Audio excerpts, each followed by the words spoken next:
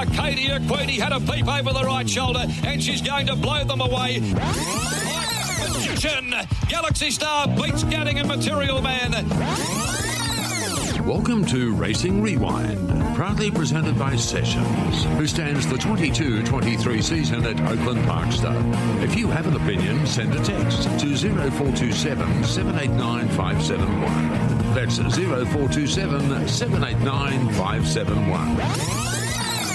Run, Bruce, and home run, but Northerly, Danny Miller, pumping away, and Northerly wins the railway from old comrade Lizzie Longlegs, flashed up on the inside.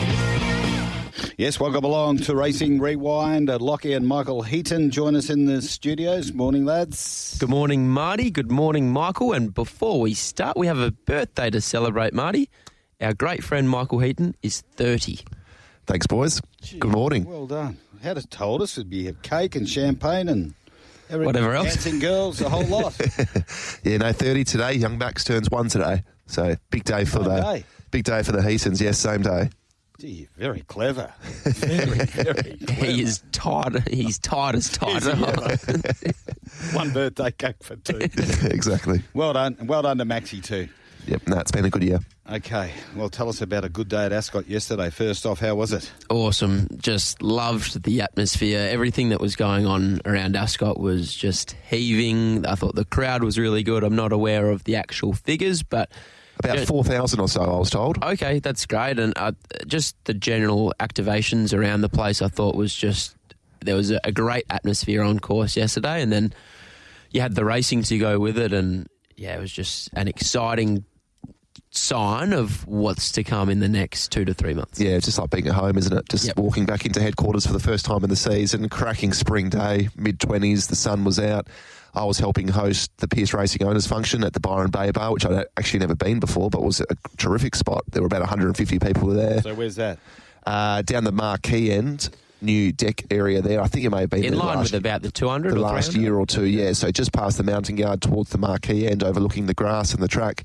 Terrific spot, private bar, TV and everything. It was a wonderful day there, and a little shout out to Mac, Scott and Brittany. Brittany was a great sport, did her run after the last down the straight. Scotty came and provided some tips for the day, and old Cobb, just a very sharp operator, came down. We drew a few names out of the hat, took 6 lucky people up to watch a call up at the caller's box with Mac, and it was a really good finish as well. It was the Queen Elena Never Sober race as well. So I thought Queen Elena won that. Yes, so did everybody on course, I think. But no, he was plenty of entertainment, and it was a great day, both at the Pierce Owners Day and on course. Terrific crowd and everybody high energy. It was really good.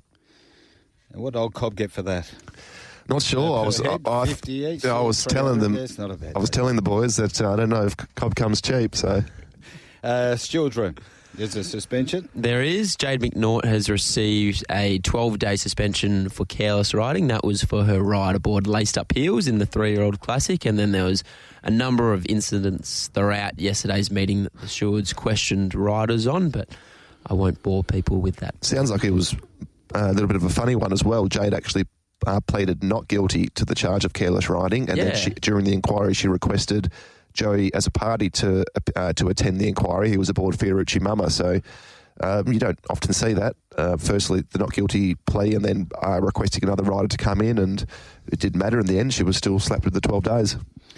Now, from the text line, 0427 789 571 for Retrovision. This is from Gordon. Hi, men. Great day at Ascot yesterday with Pierce Racing. Happy birthday, Michael. There you go, Gordy. Cheers, Gord. Hope you had a good day. Have to have made that up. No, I didn't. That's my burner. Yeah, it is him. 14.5 degrees here in Perth, but in all fairness, talking to Neville, he said that the track played fairly there yesterday, and we've seen some real on-pace days on the return to Ascot over the years, so horses seem to be able to make ground there yesterday. Yeah, I thought it was as fair as you could hope, for sure.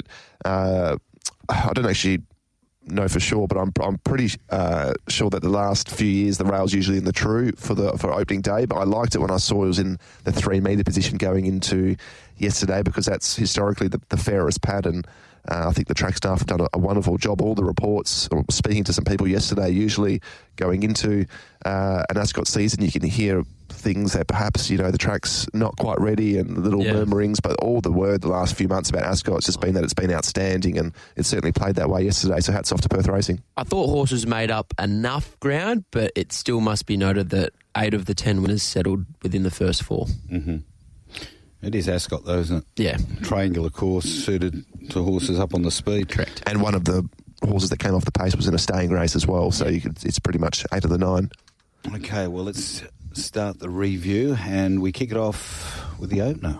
Amelia Park initial plate. It was over the 1,000 metres. 500, they come to the home turn. The Territories filly leads the way. Live to Tell. Brave Halo, though, breathing down a neck on the outside. A few good men has had to work. Back behind them, Hard Act to follow, followed by Shell Bill. They're into the home straight. Live to Tell. Brave Halo got on terms. Brave Halo now headed off. Live to Tell, who comes again. They beat off a few good men. They come past the 100 on the outside. Brave Halo. Live to Tell coming back, but Brave Halo's got the head in front. Brave Halo wins it. Brave Halo claims the first of the 2-year-old races for the new season from the favourite Live to Tell. They beat off a lot of good men back with Shell. Okay, tell us about this winner, Brave Halo, by Brave Smash. Brave Halo was out the back last in his most recent trial. He flew home to finish second behind a lot of good men. I thought it was a super trial. The one concern most people had on paper was that drawn 7 of 7 with the scratching of Catch the Red Eye, he would be back, and the two favourites in the race would be in front of him, but Geordie Turner got him to jump. He was quickly outside the leader and pretty much shadowed Live to Tell all throughout the race, and was just good enough to beat the stronger horse late. Absolutely. Thought it was a terrific ride. Jordan Turner summed it up really well from the outside draw, punched forward. Live to Tell, must be said, had every chance, really. Had the benefit of the rail, 2 kilos less. Brave Halo was just stronger late, and geez, for the amount of people that were almost tipping this horse or backing this horse off the trial, it still started at a really big price, around $12, opened up $21, so good result for some people there. A lot of good men. Was an even run back in third, beaten 4 lengths, but it was all about the first 2 horses across the line here, and Brave Halo looks a nice progressive type. Absolutely. I spoke to Sean this morning and he said the horse has pulled up well, so I suspect that he'll head to the next 2-year-old race, which I will guess will be in a couple of weeks' time. Does he look like his dad? His dad wasn't very big. He was a nuggety type, Brave Smash. I don't have a great idea on Brave Smash himself, but from your description right there, I'd say that's pretty spot on. Yeah. What about Simon's horse, the filly?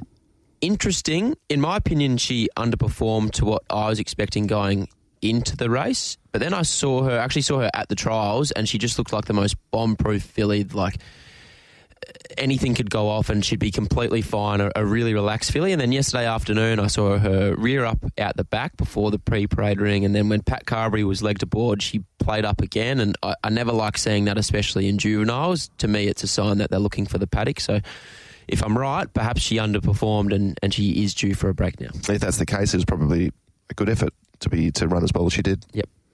Race number 2, this was the Tab Touch Better Your Bet handicap over the 2,100 metres. Mystery Island got a half a length on it, but they booted 3 clear from Accelerate. Followed over on the outside by Off We Go, Blackwater Bay, Truly Reliable, and under pressure back in the field, So War. Mystery Island's in front of Devonia. At the top of the straight, 250 left to go. Down the outside is Off We Go, the stablemate, Blackwater Bay. So War's running on strongly as well now. They went past 150. Off We Go, Blackwater Bay, the stablemate. So War's run to third. On the outside, Blackwater Bay hits the front. Blackwater Bay's too good. Blackwater Bay beat Off We Go, So War. Truly Reliable. Adam Duran-Quinella here. So War back in third. Truly Reliable fourth. Back second and third last in the run was Blackwater Bay. When the speed really went on at the 600, I thought this was made for a horse that was back in the field, and Blackwater Bay was the beneficiary of that. Off We Go was caught wide for a large majority of the race. Blackwater Bay followed him into the race and was the strongest horse laid. And must be noted, this was another horse that has come back from the dirt and has since saluted on the grass. It's been a recipe for success in the last month or so. I was just about to make mention of that obviously had the Broome campaign through the winter. I think he may have started favourite in the Broome Cup as well. Really good run, went third in the Kimberley Cup back in July. put the writing on the wall last start when finishing second. And yeah, that Broome season, I guess you have to be I remember Darren Pateman saying a little while ago, may have been on an interview with you, Mart, that the horses at Broome these days have to be of a higher quality than years gone by. And I guess rock hard fit, sun on your back throughout the winter, they usually come back really well. We said this on Unhinged on Thursday in a discussion with Riley about it, that because of the quality of the horses up in Broome now getting better and better, I think you're going to see this. And I think what's happening is they're realising that the horses racing on the dirt up there are coming back unharmed, if you like. They're coming back in good form. So They've had the sun on their back. On the beach there at Ganthian Point, you couldn't get any better. No. And then if they really put some time and planning into it, I can see horses coming back and winning races. You know, as we said, Sean did it years ago with Shanti's Path in a Hannons, but there'll be more of this, and then leading into these early races at Ascot. Well, you look at Blackwater Bay's 3 runs since coming back. He raced on a soft 6 at Belmont, and things didn't really go his way that day. Finished 9th, then bounced back on a good 4 at Belmont behind Devonia running 2nd, and then wins yesterday. He's put in 2 good runs out of the 3 since returning from Broome, and we just continue to see it time and time again over the last month. And a tick to Wally Daly too, to send his good horses, or better than Broome horses, up there for that carnival as well. Progressive stuff there from Wall. Okay, on to race number 3 now, the Tab Touch West Speed Platinum Handicap. And, gee, a few people tip this. Tin Snip gets the money. Near enough to last, nearing the corner. They went past the 470. Mark Chamley's been in front right from the outset. Tin Snip, though, was about to get on equal terms. Mark Chamley ridden with vigour coming into the turn, headed by Tin Snip. Anna's Boys only 3/4 of a length away. Ginger Baker being popped the question, and a run comes for Henchard close to the rail at the 150. Tin Snip, Henchard's got right up on its inside. Anna's Boy, Ginger Baker, here's a ding-dong go. Tin Snip, Henchard the inside, driving finish. Great go.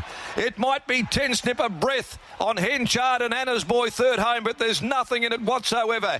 Tin Snip, Henchard. Cracking finish, wasn't it? A real hard one to decipher, but on the line it was Tin Snip for Keshaw Duran, beating Henchard, Anna's Boy, Ginger Baker just behind him in 4th. Tin Snip, I thought this was a good ride from Keshaw Duran, made the most of the circumstances early on in the race. Tin Snip jumped well. He didn't snag him back. He rolled with him, settled outside Mark Chamley, who was 8 or so weeks between runs and always looked like on paper might be the horse that was vulnerable when the sprint went on. So Tin Snip, he travelled into the race really, really strongly.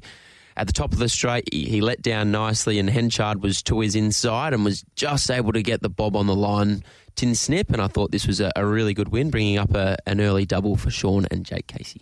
476 days between wins, and it's interesting how a horse like Tin Snip, who was a WA size produce winner and obviously won some nice races along the way, eligible for this Zero Metro win last year, so it's brilliantly placed. Gets in well with 59.5. Absolutely, after the claim there, so it's a brilliant placement for a horse like Tin Snip, and the proof's in the pudding there. Henchard, I thought, was a really good effort.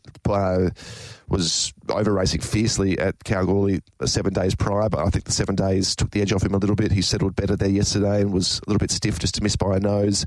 Anna's Boy was a huge run. Lucy was probably very unlucky. Drew barrier 3 and was 3 wide, no cover the entire, and still stuck on really well to finish, only a neck off the winner. And Ginger Baker's running out of chances now for mine, which I think he has for a lot of people. I thought he had every chance there yesterday, beaten just over half a length. Oh, we've been saying it for 2-3 months now. He continues to go around at short quotes, and whilst he has some level of tactical speed, he doesn't really have a turn of foot. He just grinds away to the line, and when you're up against the quality of horses that do have a turn of foot or can settle in front of him, he becomes a very, very hard horse to follow. Thought the Webster pair actually went really well. Dad's Big Headed was held up majority of the straight, beaten less than 2 lengths, and Rhythm Star was a bizarre watch, was bombed the start by several lengths. Mustered really quickly to tack onto the back of the field, but was just pulling fiercely and looked like she was just going to tail off, but she kept coming and was beaten just over 2 lengths. It was actually a much better run than reads on paper. Another horse that could be at a big price next start is Censure. I thought that was a super run, could come back to a Class 3 or stay in this West Speed company. That was a great run against the pattern. I think all 3 runs since joining Ryan Hill's yard have been really good. Yep. Agree. It's green for go at Mount Panorama, and the safety car already out on the track as they get the yellow flag. Holdsworth leading Coulthard, Luff and Murphy Moffat in fifth. Wow, what an eventful 3 or 4 days it's been there at Bathurst at Mount Panorama. All right, race number 4 on the program, the Crown Perth Handicap, and this was over the 1,800 metres. In the middle, Stylax, followed further back, Queen Alina. She's got her ears ridden off to try and get onto the bridle. Chock Slam, well back dancing, Jack Cressy last. At the top of the straight now, they'd balanced up. Aragain first into the home straight, led by a length. Great Fortune, the immediate threat. Around their heels to the outside, Never Sober. Further back, Stylax, Queen Alina starts to run on. Aragain giving back as a great sight. Great Fortune, Never Sober. Here's Queen Alina, Never Sober. Great Fortune, Queen Alina coming with a late run. Never Sober, Queen Alina diving. Queen Alina has grabbed Never Sober right on the line. Don't know whether she has got there or not, but it's close. She got the lunge. Behind them, close up on the fence. Deceptive finish. Let the fist pump go. Queen Alina thought it got up on the outside, but it was Never Sober. Donga O'Donnell and Ashley Maley. The old combination got me. Great Fortune and Aragain third and fourth. So there was quite a few races there leading to yesterday where the map makers and navigators really were strong on horses that weren't the best horses in the race. Mm-hmm. And this was one of them. I think Queen Alina's clearly the best horse in that race. And that's why I stuck with her, because sometimes you can get a bit of a price, although she was well back, Queen Alina, wasn't she? In the end, started $3. Yeah. $7 into $3. Yeah. But, geez, I'm going to follow her. Absolutely, so am I. She'll be one of my follows out of the meeting. Never Sober. Good ride from Sean O'Donnell. Ash Maley has been crying out for cover with this horse, and it seemed to be the winning recipe yesterday. I know Ash has ambitions for Never Sober to potentially be a Country Cups horse in time. In my opinion, I think he needs to elevate and improve a little bit before then. But with that cover yesterday, he was really tractable, was just in behind the speed and was able to fend off a very brave Queen Alina. But I suspect Queen Alina has gone into plenty of black books after yesterday's performance. And looks like she'll improve over further as well. Exactly. I think she was a first up winner at 1,300, second up winner over a mile in races where the tempo was just really, really unsuitably slow, and she was still able to get over the top of them. Yesterday, speed was a lot more genuine, but up to 1,800 metres, beaten a nose, probably wins with half a stride more. Up to 2,000 metres, 2,100 metres in the coming weeks. I think she'll be really hard to beat. So it was a disappointing result there for the Pearce camp at the owners event, but there were some other punters hoping for a different result, because when Scotty came to provide his tips, he went and had $100 on each of the Brian Kersley pair. Great Fortune and Aragain with Steve Mills, who was looked in good terms at the top of the straight too. Who was bookmaking in our little area, and he said to the pay out there? Scott, no, they don't. Scotty said to the crowd that if one of the Brian Kersley pair wins, that can go over the bar. So everyone was really hoping for one of those two to win, because it would have been a good little result at double figures. Great Fortune was beaten ahead. Aragain led, was beaten a length. So very magnanimous. Yesterday he had the $100 in inside running for anyone who could have named the 3 Group 1 winners that had won on opening day at Ascot. But when money's no object, you can probably afford to throw away. I was about to say there's that, but he's not often a team player either. Take it while you can. Cressy's racing well, made up good late ground, but I think it's all about Queen Alina, and Never Sober certainly deserved that win yesterday. Great ride, especially for the pattern of the day. Ash Maley's team's going super. I think he's trained about a dozen winners this season. He's doing a really good job. But Queen Alina, I think no one will have missed her run, and she'll be going into black books everywhere. Yeah, absolutely. One off the Retrovision text line here. What about the performance of Sean O'Donnell this yesterday and this season so far? I think that's his second treble on a Saturday meeting in about a month. And he won the Kalgoorlie Cup as well. Yep. In between that, he's flying. Just got beat in the Hattons. I think he said his last season was probably his best, and he looks to have gone to another new level this season as well. I just want to say too, I know we're all about Queen Alina, and I agree with you, but I wouldn't be, just jumping off this winner either. No, neither. I just think with Never Sober, the key is tempo in his races, knowing that Ash Maley is really hell-bent on getting cover with this horse, so he can then stretch him out in trip. So if you see Never Sober engage and accepted in a particular race, the first thing I'll be doing is seeing how much speed is in the staying race and ensuring that he can get cover and relax. One of the wins of the day come up in race number 5, the Crown Promenade Handicap. Willer. On its inside, next of all, is Tiffany Street, and they're followed by Blue Card, Sweet Tea outside of those. Valency next to last. The Anvil heads for home. Into the straight now they come at the 275. The Anvil drew a length and a half. Real Danger. Bustler now starts to run on. Trade War also picks up. Valency further back. Bustler reaches the lead though. Inside the 120. Bustler broke clear from Trade War, which has run to second. Real Danger, Sweet Tea, but it's all Bustler.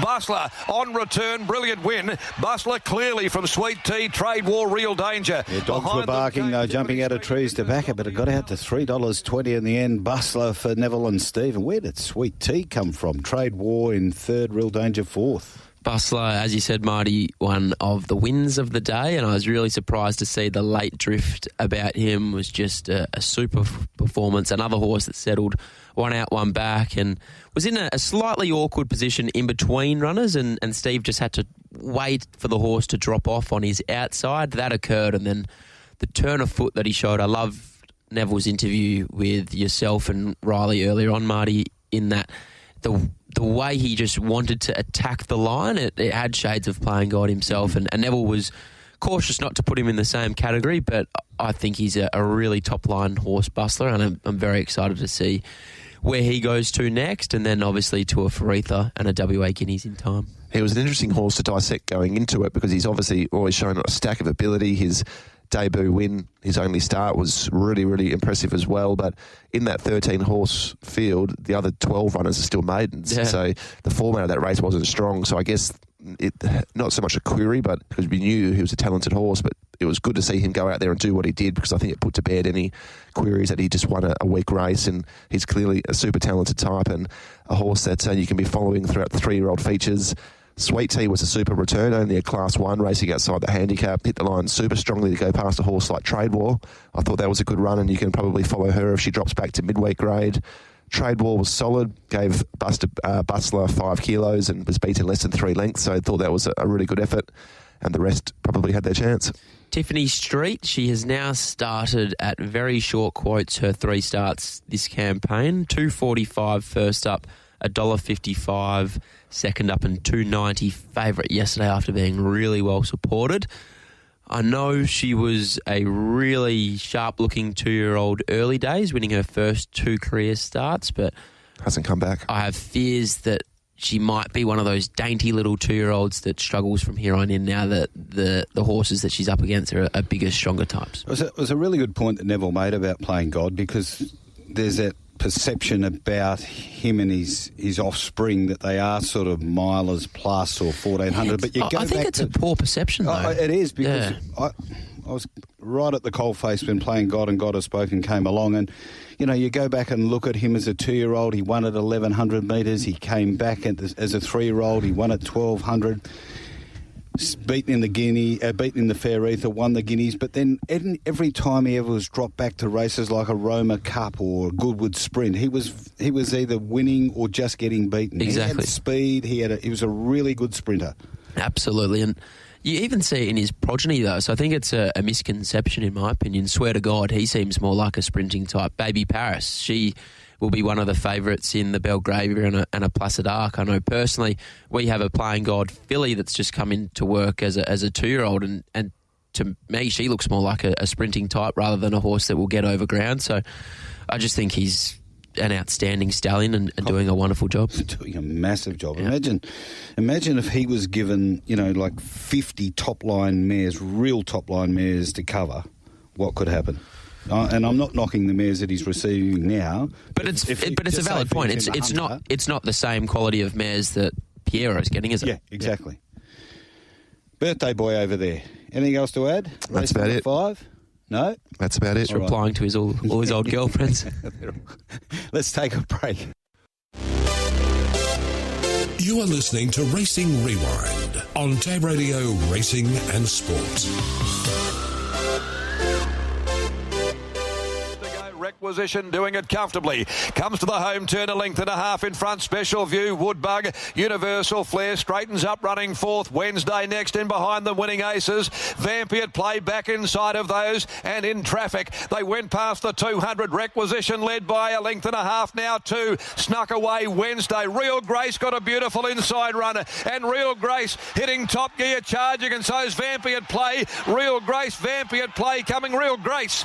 Real Grace got a beautiful inside run, a freaky rails run from where she was to beat Vampy at play. Yeah, Shooter McGrady also riding in terrific form, gets Real Grace home along the fence from barrier 13. Vampy at play, something beaten, as you heard Neville earlier on. Requisition and Wednesday back in fourth. We'll touch on Real Grace firstly, but I agree with Neville. I think Vampy at play is the one I really want to speak about. Real Grace was 4 back the fence, and then Sean McGrady just got a saloon passage through. It was a terrific ride from Shooter, and I loved the turn of foot that Real Grace was able to show late. She was really unlucky early on in her campaign, had a confidence-building win at Geraldton last start, and yesterday afternoon drew barrier 13 of 13.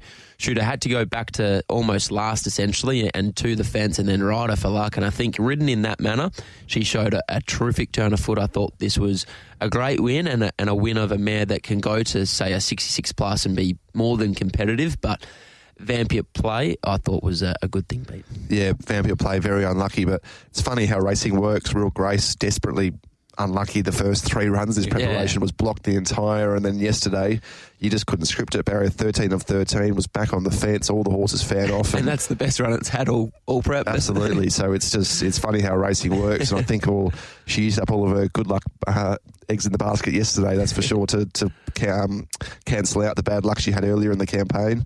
Vampy at play, it's been well touched on, very unlucky there yesterday. Super nice horse going forward, and Requisition doesn't usually go a yard, or has been going well at Belmont, but it has a really poor record at the track. But back to Ascot yesterday, stuck on quite well. Outside of that, I thought Wednesday was an even run, and My Dilemma made up really good late ground from the rear. Absolutely. My Dilemma and Penny's a field. I think the manner in which the track played yesterday, I think they are the two horses perhaps at a price next start that you need to be keeping an eye on or keep in the back of your mind anyway, because they were only beaten 2.5 and 2 3/4 respectively, but on a slightly more even track, that might look like 1.5, and they're running close to being in the money. All right, let's move on to race number 7. Geez, he's quiet today for a birthday boy, isn't he? I'm telling you, he's still replying. He's a busy man. This is over the 1,000 metres. Go to the lead, 3/4 of a length in front before the turn. Mood Swings. Riverbow trails those down on the inside of Rockanori, who's nice and prominent over on the outside all day session, and they're followed by back near the inside at the top of the straight, our Wind Spirit by the 250. She's wobbled away from the fence. Olga Louisa from Mood Swings. Riverbow got the beautiful inside run coming at Olga Louisa. It's Riverbow on the inside. Olga Louisa, Mood Swings, Rockanori, Riverbow, Mood Swings, Rockanori. They'll split it. Great go. Give it to Riverbow. I think Riverbow might have just scrambled in here from either Mood Swings or Rockanori. Kia Ora Star is right behind. A lot of pollen about out there. Hay fever very bad. Telfast is well and truly in demand at the moment. And no doubt if you'd been at Ascot yesterday, you'd have a little bit of a sniffle today. Riverbow just gets up. This is a good tip from you, Loch. You actually got one right. Thanks, mate. Yeah, it's been a while. Broken clock.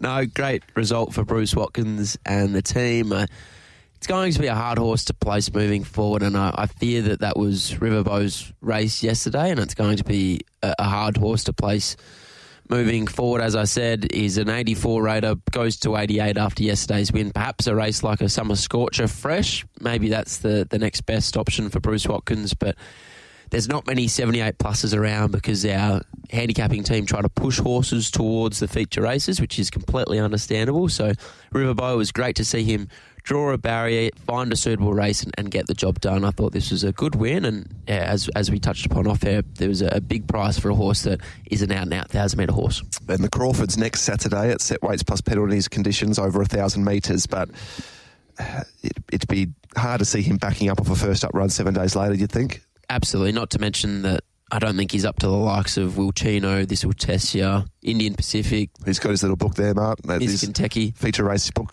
that he carries around with himself at all times. It was a big price in retrospect. Doesn't usually go first up, but had the benefit of 2 trials going into yesterday's race as opposed to historically only the 1 trial.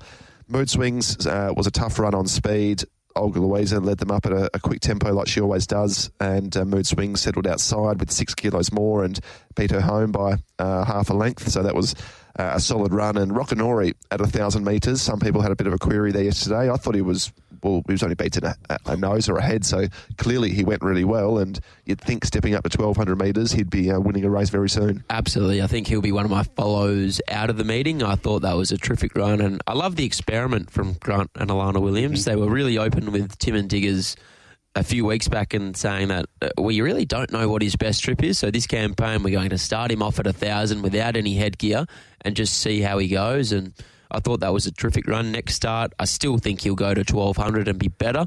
I think it'll be awfully hard to beat. Our Win Spirit, not a bad effort. First up in WA, only beats in a length after getting some bad luck in the straights. But interesting, it was a length from first back to sixth, so a little bit of a bunch finished.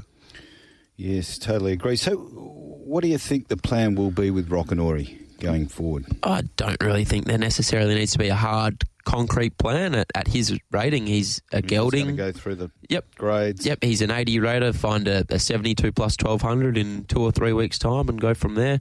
Assess him after that. I think he can go to 1,400. He won a Roberts over 18, but go to 1,200.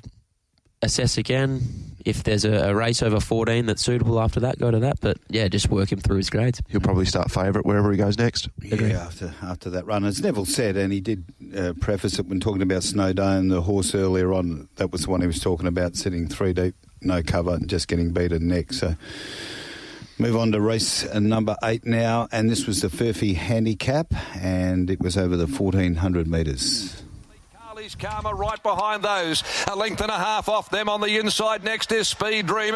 Close handy Brooklyn Pier, followed by Hear Me Sing. Atlantis Beaches very wide, defending back near the middle as they turn for home. And Zero Demerit's got a great rails run. Butley Lad joined by Carly's Karma. Races up now, goes to the lead. Carly's Karma. Oh, look at her go. She drops her gear. Carly's Karma shot away by 3, 4. She's destroying them, the mare. Carly's Karma won untouched.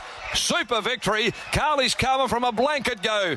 They were coming from everywhere for second, third, fourth. Holy Ghost, Brooklyn Pier, Ginger Green, Miss Vasari. Yeah, well, it was Brooklyn Pier, Holy Ghost defending, Ginger Green, Miss Vasari, all behind Carly's Karma. We spoke to Summer Dixon earlier on, and she's got herself a mare going places here. Oh, what a win.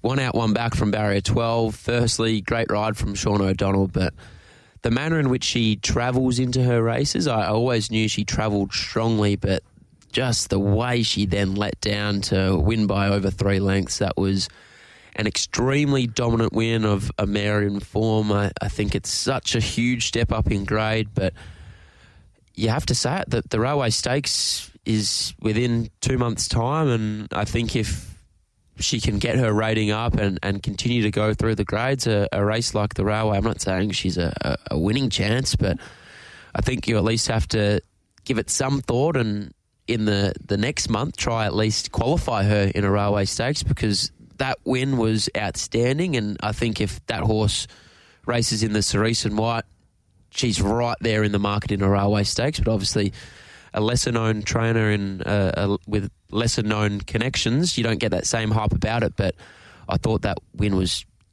every bit as good, if not better.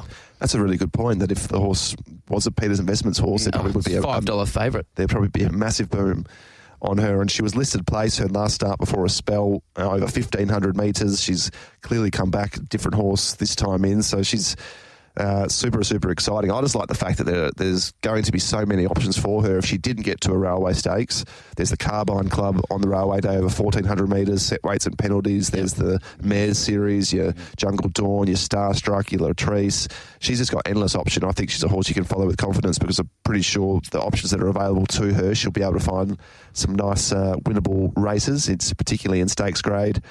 Brooklyn Pier was a good run, and the stablemate Holy Ghost was huge. Drew the outside draw, jumped from 15, settled near last, and just charged home, ran the home in 33.85 over the 1,400. Really good effort. Defending was a nice run up in grade, and Ginger Green didn't get the best of luck in transit, but he's got a lot of ability, Ginger Green. the Wolf Stablers have always had that problem, but have had that opinion, but he's always had a few problems along the way, soundness-wise, but a bit of a tough run in transit yesterday, and he's still stuck on quite well. Miss Vasari was another good run from back in the field, making ground down the middle of the track, which was hard to do. Advanced in a similar sense. I thought his run was actually good, given the pattern of the day, but from what I understand, that was his last run of the campaign, so he'll be off to the paddock. So what we're talking about earlier on, the map makers, the minute this race started, you tear it up, don't you, the speed map? Because who thought Donga was going to be there after 200 metres? Yep. We discussed this on Unhinged on Thursday. Sometimes you just got to back the best horse in the race. And the thought was that Donga may be able to get her 3 deep in the moving line, 3 deep with cover. So Donga just beautifully said, right, I'll show you what I'll do. Punched forward to the breeze, another horse came around and he slotted in 1-1. Yeah, and you get $7 for staying with the best horse in the race. Progressive, she ran to 76 to 74 last start. She ran to 85 there yesterday.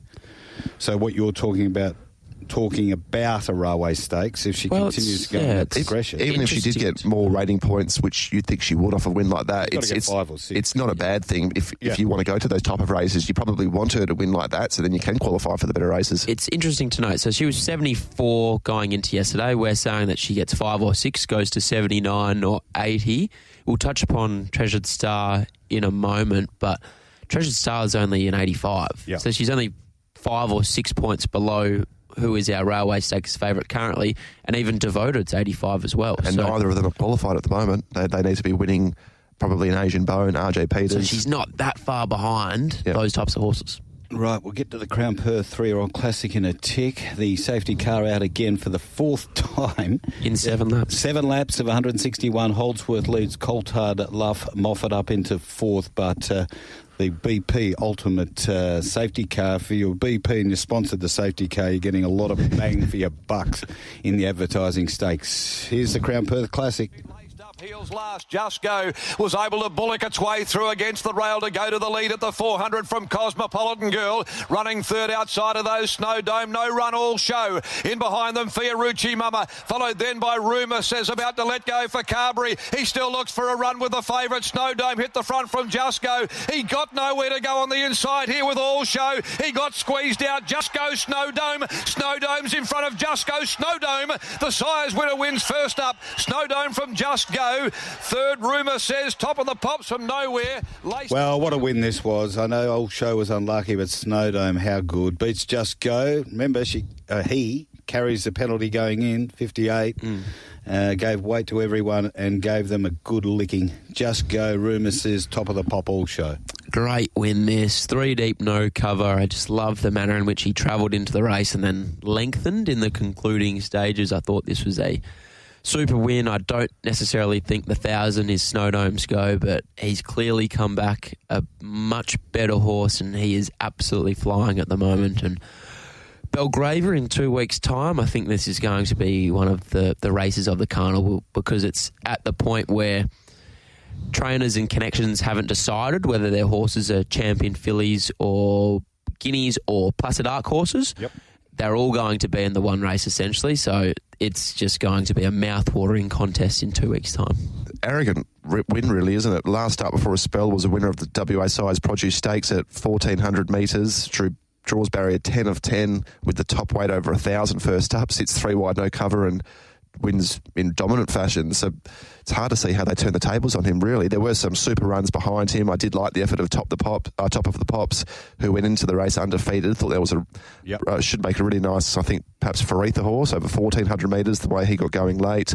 All Show was desperately unlucky. Looked like taking the gap inside and bursting through, but the door was shut on her and Sean O'Donnell, and they were lucky to stay on their feet, and she was only beaten 2 lengths, so you'd think that she'd be a horse that can potentially turn the tables, but off weights and measures and distances and everything, Snowdope should only just get better, and when they eventually do go to set weights, they're going to find it very, very difficult to beat him. You just got the feeling, particularly post-race with Neville, that this is the one that could drop back to the Placid Arc. It seemed like it was definite that Bustler appeared like his Guineas horse, and Snowdome, there was water to go under the bridge. Yeah. Yeah. But on the program today. He said, "Yeah, let's go through to the Belgravia and the Freether, and that's your fork in the road." That's the beauty of this race being positioned where it is now, isn't it? The place at Art. Yep, absolutely.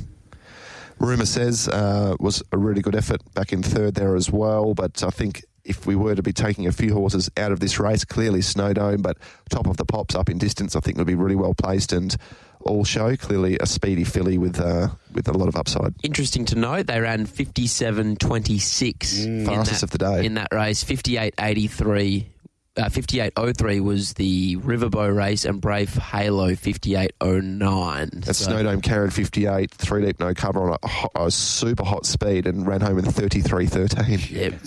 That'll rate through the roof. It must be noted, whilst it will rate through the roof, I think a horse like Holy Ghost in the previous running home in 33.85 over 1400 would probably suggest that the track was on the firmer or faster side. Oh, for sure. We saw that in the initial plate in race number 1. I think the 2-year-olds were all running home in just 33. So yeah.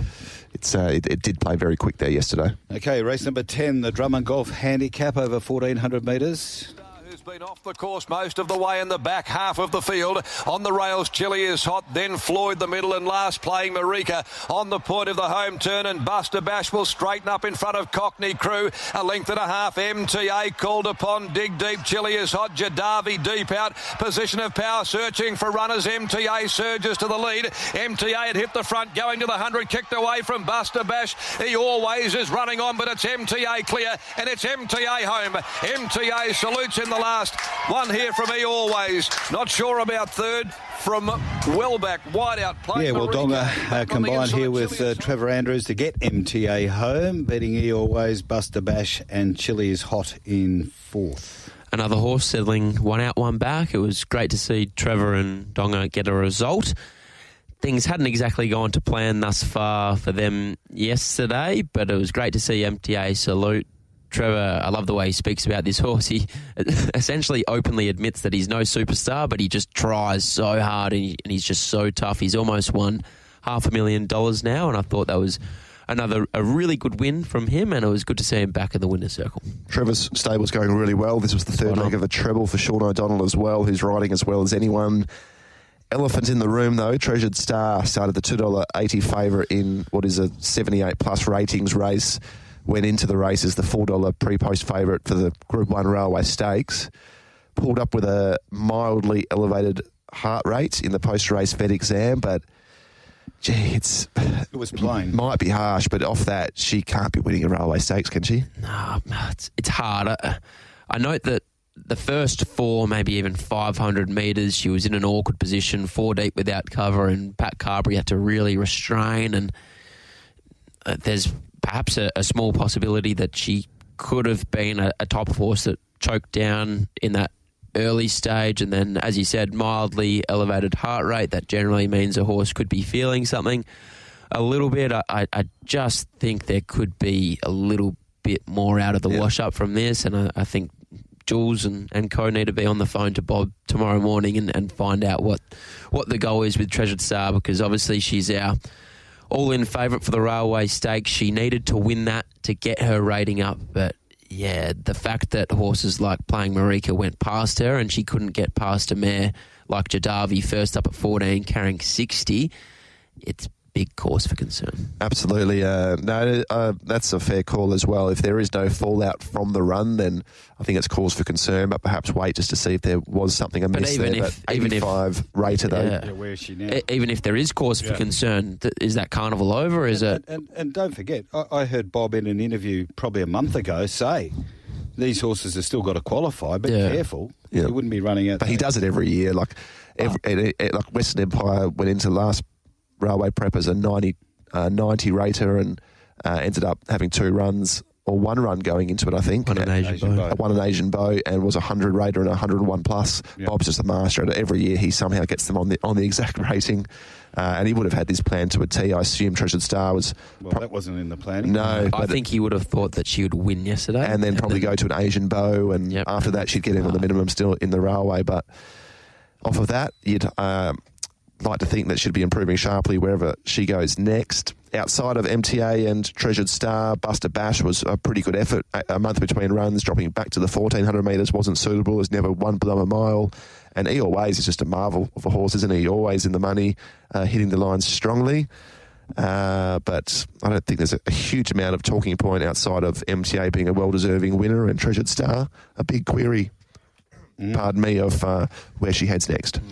Hi, Marty. The beautiful thing about betting in the run, $6 Carly's Karma after it landed one out and one back. That's from Donny. Yeah, bet in the run. Good on you, Don. You've got the money there at $6. Okay, 6 away from 9. We may be back with beaten jockeys next from the Classic and also horses to follow. You are listening to Racing Rewind, brought to you by Sessions, standing the 22-23 season at Oakland Park Stud. Breeders of demerit consider Sessions, who is also a son of the highly successful Longo.